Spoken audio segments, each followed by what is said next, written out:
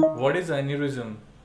Basically, brain aneurysm is a artery which is going into the brain. It forms a weak spot in the artery and it leads to formation of a balloon like formation, and which will be a weak spot. The blood will flow into it and slowly it will enlarge, and a day sometimes it ruptures. It can be life threatening. Basically, the patient will come with a very severe headache. It is called as thunderclap headache, and the intensity will be so high that they will describe as the worst headache of their life. Out of this, see, 25% of the patient doesn't even reach to the hospital.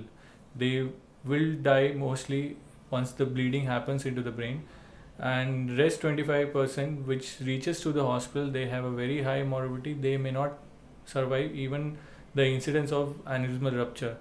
Out of that, 25% again will have some major morbidity or stroke till the time they recover from this stroke. Only it is 25% which will recover completely without any deficits. This is the world over data what we have. So as a layman person, you need to understand is whenever there is a very severe headache in the brain, you should always get it evaluated. It may not be an aneurysmal rupture, and in India it is not like very common that every patient has to get screened for brain aneurysm.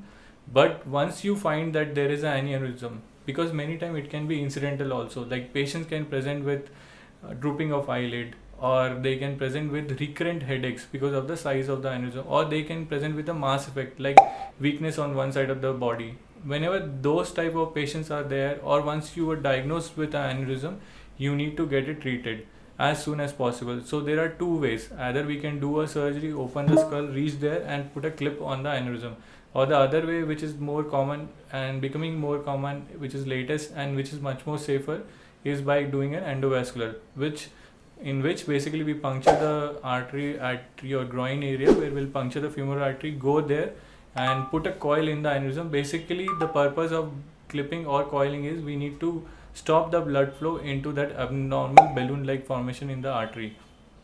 There are some other ways also, like when there is a complex aneurysm, we can do a flow diverter, or where there is a wide neck aneurysm, sometimes we can use a stent assisted coiling or a balloon assisted coiling. So these are much more safer and advanced technologies by which we can manage an aneurysm, and there are a lot of morbidities associated with this even once the patient recovers from that. The most important thing is once the patient ends up with the aneurysmal rupture, they should hurry up and reach to the hospital as early as possible.